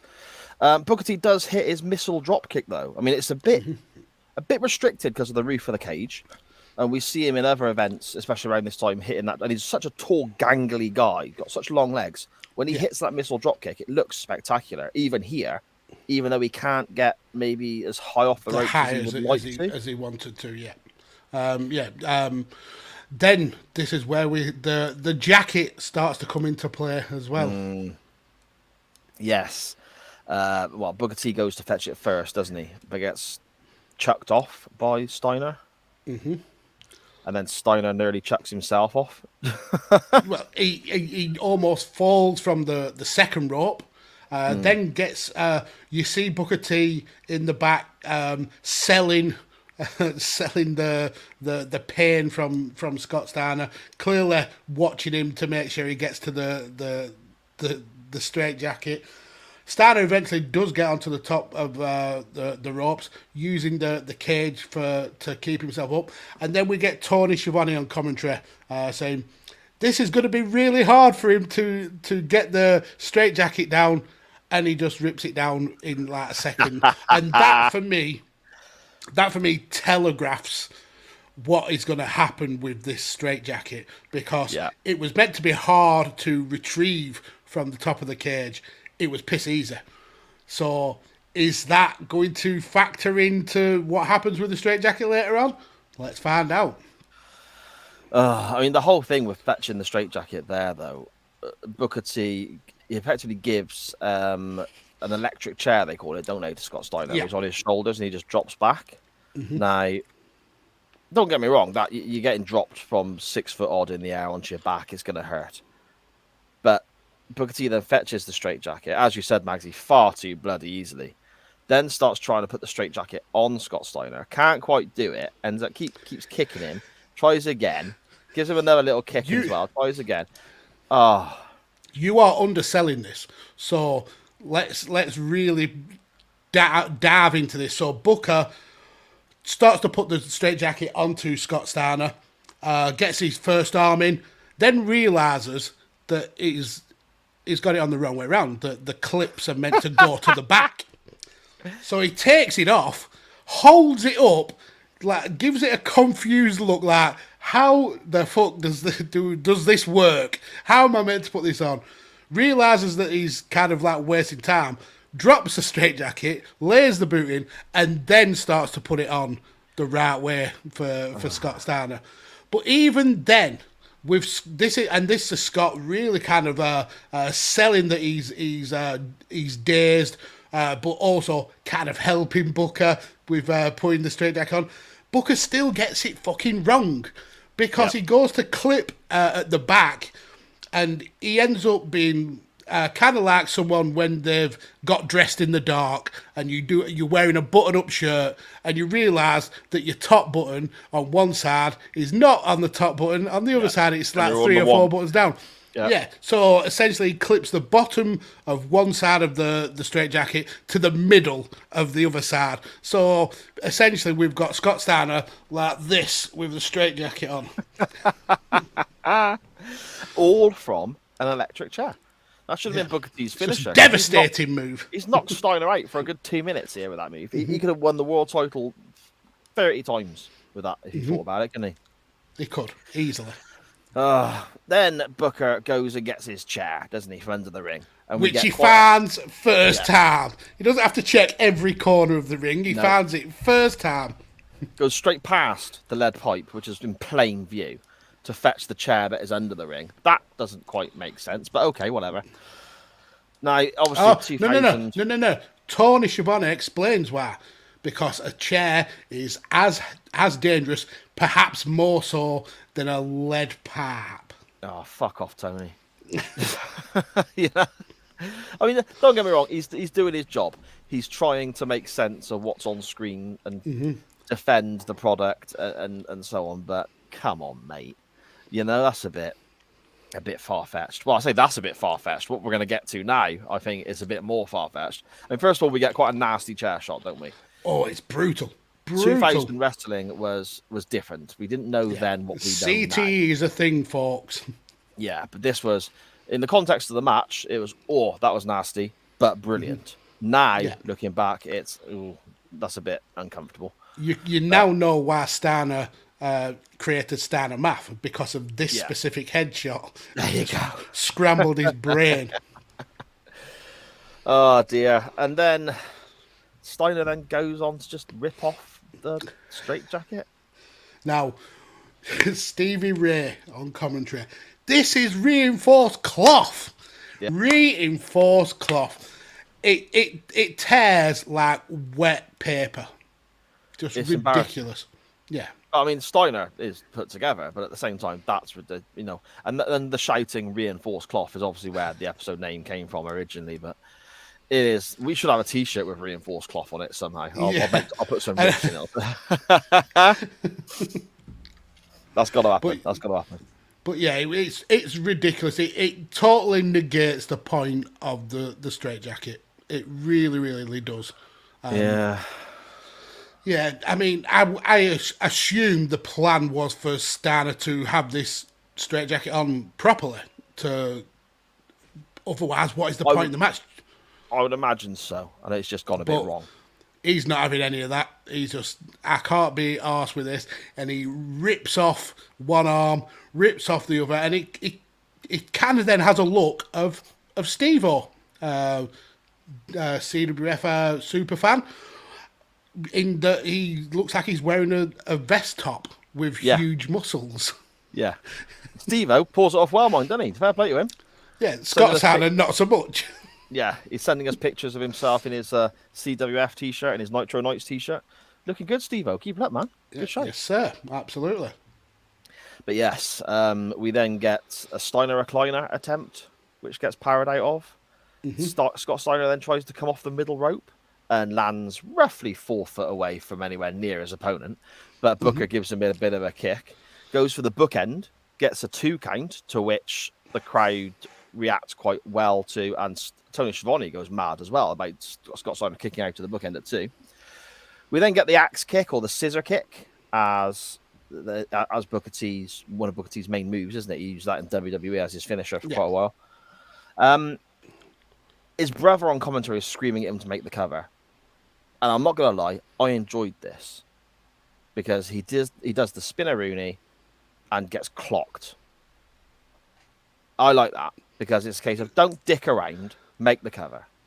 And he gets clocked. And that's Scott Steiner paying him back for the earlier chair shot. He is not messing around, is he? What we have missed is Booker attempts a stun gun off the ropes. And misses by a long, long way. But props to Scott Steiner. He jumps that extra few centimeters to make it look at least like he made contact with the ropes. But yeah, that was not a good move. I don't think it was. I don't think it was supposed to be that though. If you look how they went up, and then how Steiner came down, it was almost like he wasn't expecting that to be the move, and he had to kind of improvise. Yeah, I don't know if he was maybe. I don't know if he was expecting something different, or I don't, or maybe they just fucked it up. Who knows? Yeah, I mean, it's not. It wouldn't be the first time in this match that they fucked some up, but yeah, it's kind of like Booker was going for maybe some sort of flapjack, and Steiner either wasn't in the position to do it properly because he lands on his feet and then jumps into the ropes. Okay, SARS froze. But yeah, essentially, we lead into the end. So we get an interesting kind of finisher move, I want to say, with the full Nelson kind of slam, power bomb almost from Scott Steiner, and then into the Steiner recliner for the second time, and eventually Booker is out for the count. One thing that aggravated me was Charles Robinson. He picks up Booker T's hand to do the drop 3 times, and obviously WWE wrestling has us watching the 2 drops and then the third one, and then suddenly Hogan or Warrior recovers. Charles Robinson picks up Booker T's hand a millimetre to let it drop, then another one. He gets it done so quick, it's like, yeah, I'm out of here, guys. Quick. Yep. Scott, you've won. Yeah. And he goes a bit mental, doesn't he? Scott Steiner he goes a bit crazy, as is his gimmick at the time. Yeah, I mean, what is to be expected? Yes. And a great shout by Scottish Danny, in the chat there, saying Stevie Ray is an underrated commentator. And this is true. He did really well, I thought, in this match. Yeah, absolutely. So then, we got a new WCW World Champion, and stomping our way into the year 2001. What could possibly go wrong, eh? I know it was all looking up after the crap years of NWO where nobody was watching into the Scott Steiner as champion years. Oh man, there is some good to be seen. Seen around this time, but yeah. I suppose then, Maxie, you should probably give it a rating out of 10. This is the bit that's going to be really interesting for me. What have you got? Yeah, so as Sar said, we rated this, both of us rated it as a 5. Kind of setting the stage for chain wrestling in general, where we were pretty similar with all our ratings. Now we've watched some great wrestling since. We've watched some absolutely dire wrestling since. But I'm so tempted to stick with my original number because in terms of the match, it wasn't a horrible match to watch. Like you said, it was very punchy kicky at the beginning. There was a little bit of technical. It did what it needed to do. The gimmick of the straitjacket, it made sense in terms of the story, but in terms of the match, it didn't factor in that much. But comparing it to what we've watched before, it's very middle of the road, and even taking it in and of itself, it's middle of the road. It's enjoyable to watch, but it's also very forgettable. It's not something that you're going to remember months down the line. So I came into this thinking I was going to change my pick, but watching it fresh, I think 5 was the right number. I think I'm going to stick with my original 5. Mate, that's exactly what I got. I don't need to change my mind on this one. It is slap bang in the middle of the road for me. I enjoyed it, to be honest. I enjoyed it. If anything, I'd go a smidge higher to a 5.5. Mm-hmm. Yeah, that's maybe. Yeah. Smidge, but I'm going to stick with my 5. I enjoyed it. There was a couple of things I noticed here that I don't remember noticing first time round. Like a few of Steiner's punches early on in the corner are missing by a mile. And stuff like this, But I'm being nitpicky there. I don't really think I noticed that first time round, but whatever. It's enjoyable enough for if it was on my TV, I'd watch it. You can have a laugh at it. There's some good moments as well. as you said, the straitjacket's not needed. Just stick him in a cage and let him crack on with that. That'd have been fine. Steiner as world champion, I like. Bell to bell, yeah, I think a 5 was about right. I mean, I look at some of the, I think about some of the matches that I've given less than a 5 to, and they are worse than this. Yeah, I mean, we gave similar numbers to Nikki versus Brie from Hell in a Cell 2014. Similar numbers to Jarrett versus China at No Mercy in 1999. It's on par with those. I mean, the Brie match, I'd say it's arguably a hell of a lot worse. So I think we were fair with the 5. I think if it went an extra 5-10 minutes or so, I may have got bored and I may have kind of looked down on it. But for the time it was given, it didn't outstay its welcome. It was entertaining to watch. Bit ridiculous. Scott Steiner as champion. Yep, I'm happy with that. He'd certainly put in the work this time. So yeah, I was happy to give it a 5. Yeah. So there we go. Basically, a year of live shows and 80 odd episodes in general.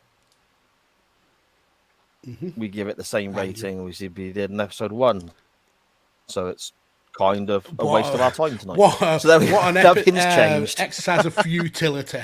But what it does prove is that past Sa and Mags were bang on the money. They knew exactly what they were talking about. Yeah. Very true, mate. Very true. So then, next week, where do you want to go, Magsy? So I have been arguing the case for 2 specific picks all day for this. Originally, I wanted to go with the link being Booker T and go to a match that maybe we should have covered way before now, and that's Triple H versus Booker T at WrestleMania 19. I think we could have a lot to talk about with that match. But then I remembered what happened in the early days of chain wrestling and where we went after this match. We went to essentially not a wrestling match. We went to Booker versus Austin in the supermarket brawl. So I wanted to follow that tradition. I wanted to break the rules as much as I did at the end of that very first episode. So we're going for a non-wrestling match pick, but I've got a link to get there, and it's tenuous at best. So brilliant. stick with me on this. Stick with me. So Booker T, Scott Steiner. And we've actually mentioned this earlier on. Well, I did when we were talking about the revival. But these are two people who were essentially tag team wrestlers, and then they broke out and became the star of that tag team. Way more successful than their tag team partners.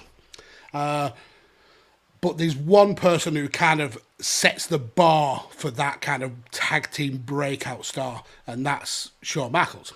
Obviously, we get the meme of so and so is the Marty Jannetty of the tag team. Yeah.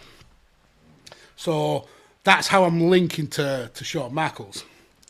Now, there's something that goes around on wrestling Twitter about Shawn Michaels pretty regular, a gif of Shawn Michaels in a non-wrestling capacity, and that's a gif of him looking through a pair of binoculars, smiling, and then putting on some sunglasses. Yeah.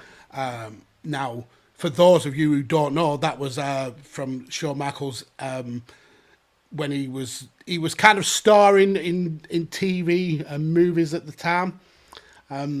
So I wanted to go to that GIF and kind of expand it a little bit. So it's actually from an episode of Baywatch. Oh no! So for next week's Chain Wrestling, I put forward that we go and watch episode 7 of the 7th series of Baywatch.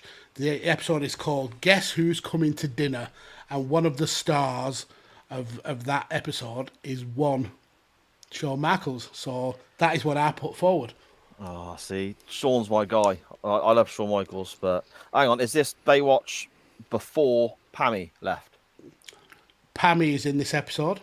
Yes. Okay, I'm all in. I think David Hasselhoff is also in the episode. Okay. Well, Shawn Now, Michaels and Pammy, that's enough for me. You obviously, I don't think Baywatch is on any of the streaming platforms, but I have sourced this episode on Daily Motion. So if it wins, I'll certainly provide links for people to watch along. Interesting. Okay. So, episode 7 from season 7 of Baywatch. Right. Guess who's coming to dinner? Amazing. Okay. My link is a lot more straightforward. No, you don't say. It's also going somewhere, should we say, off grid, because it's not on the WWE network and so on. But I have checked, and there are YouTube links and so on, so I can do the same as you, Magsy, and provide a link if this does win the poll. I'm just going to use Scott Steiner as the link, because this match was a bit ropey. 5 out of 10 from the pair of us twice, which I suppose in a way makes it a 10 out of 10 potentially. No, it doesn't. What about Scott Steiner's greatest matches? Now, a lot of these will come down as tag matches with the Steiner brothers. There's the Hearts match he had and so on, which I thought about putting up. But I thought, no, I want to watch Scott Steiner in this role of Steiner, this big Papa Pump character, Steiner. What was his best matches? Because it gets a lot of stick, especially for his WWE run. So I looked it up online, and they get all these different people giving countdowns and so on. And there's one that kept popping up that I'm fairly certain I have not seen. But it involves one of my favorite wrestlers of all time.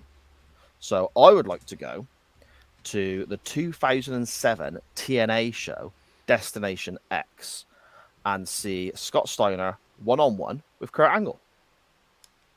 Okay. Sounds So good. that's apparently one of his better matches from this time frame. I mean, he's in the ring with Kurt. Of course it is. The guy's amazing. But yeah, that's why I'm putting up, mate. Yeah. So there we go.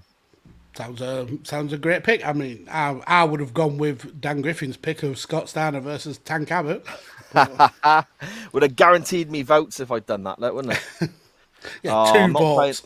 I'm not playing the game, mate. I'm not playing the game. That. No. But yeah.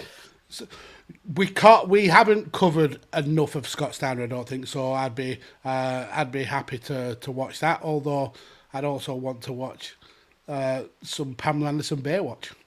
Mate, I'd be happy to do the Pamela Anderson Baywatch episode. That could be a good show. Well, let's throw it out there.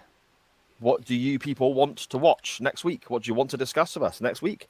Do we look at? Is it Guess Who's Coming to Town, Magsy? It's guess who's coming to dinner. Guess Who's Coming to Dinner, a Baywatch episode featuring David Hasselhoff, Pamela Anderson, 90s Pammy, and Shawn Michaels, season 7, episode 7 of Baywatch. Or do we head to 2007 TNA and watch Scott Steiner versus Kurt Angle from Destination X? The whole pay-per-view is on YouTube as well, so there will be links available if it wins. As Magsy also says, he has links to the Baywatch episode if that wins. Yep. Dan Griffin in the chat there, 50-50 poll, anyone. I can only imagine the private messages, the DMs back and forth between everybody, trying to manipulate that over the course of the few days of the poll is up, you know? But looking through the initial comments in the chat, it looks like maybe we've already got a winner, because TNA, I have to vote for TNA, yes, TNA, Perk Angle. Yeah. So it looks like we've already got a winner, and we're going to watch some TNA. But the thing is, you look at how many people there are saying TNA, and then look at how many people actually vote in the poll. There's a lot more numbers on. So who knows? Some people listen to the audio version, and you know, I mean, I'd quite happily go watch an episode of Baywatch for the crack. I mean, that'd be quite funny to look back on that. And especially if Shawn Michaels is. Sa will sing the theme tune as well if you vote for Baywatch. I'm fairly certain that was not agreed before we went live.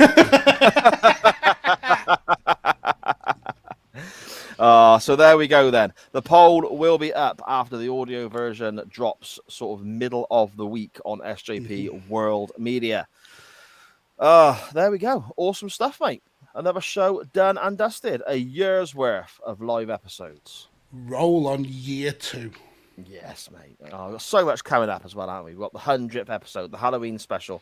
And we're always trying to do something nice at Christmas as well. I mean, last year you had us watching some bollocks with fucking Damien Sanday and a Monday Night Raw. Whoa! But, you mean. know, we'll try and do something nice at Christmas as well. Magsy, let everyone know whereabouts you will ignore them online, my friend. Nowhere. The fact is nowhere. I mean, I still own this Twitter handle down here, at PodfatherMags. Still have a TikTok account, but I barely go on either of them. So, yeah, just send me a letter. Post me a letter, and then I'll get back to you. But, yeah, I will eventually be back. I know I keep saying this every week, but I will eventually be back on social media. So, yeah, keep up to date there, at PodfatherMags. You did take the time to log into your Instagram to take the piss out of me, though. I like the commitment. I did. I absolutely did. That was brilliant as well. When I put the Simpsons accident gif up. Yes, exactly. Commitment there, mate. Dedication to the cause. You can find me on Twitter at SJP Words, and there's a group on Facebook as well. SJP World Media, it is now entitled. I've changed the name at last. Couldn't figure out how to do it for a week or two. Find it quite frustrating, but now it's done. So, and I bet it was easy. It was very easy, Max. Very, very easy. So, yes, at SJP World Media on Twitter, you can find links to everything I'm involved in and plenty of great stuff that I'm not. The likes of In the Corner, the likes of RSH, a new show coming up very soon entitled Check In at Powell Palace, recording the first couple of episodes very, very soon with me and my good lady. Episode 1, you may hear her tell a story about how I got the date of our holiday wrong by a week and we nearly missed it. Oof. Yes, but that will be saved for Powell Palace and Check In at Powell Palace podcast that we're going to be doing with my good lady there. We have all sorts coming up on the network and plenty of your old favourites as well, Nitro Nights, Doctor Who Pod, and so on. And most importantly, you can find this show on Facebook, Instagram, Twitter, and that TikTok thingamy at @chain_wrestling. But again, at SJP World Media for links to everything else. Just type it into your podcast carrier, your podcast provider, and find all the shows from there.